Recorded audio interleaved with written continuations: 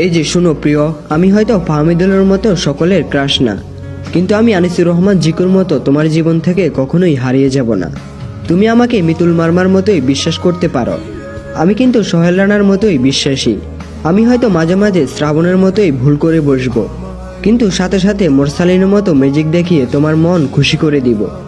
আমি জামাল ভুঁইয়ার মতো শত ব্যথা কষ্ট সহ্য করেও তোমাকে পাওয়ার চ্যালেঞ্জ করব। আমি জায়ান আহমেদের মতো খুব সহজেই তোমার মনে জায়গা করে নিতে চাই।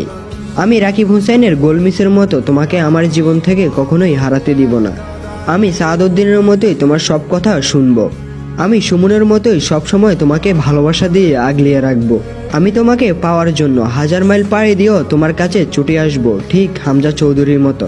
বাংলাদেশ যেমন স্বপ্ন দেখে ফিফা ওয়ার্ল্ড কাপ খেলার, ঠিক তেমনই আমিও স্বপ্ন দেখি তোমাকে পাওয়ার।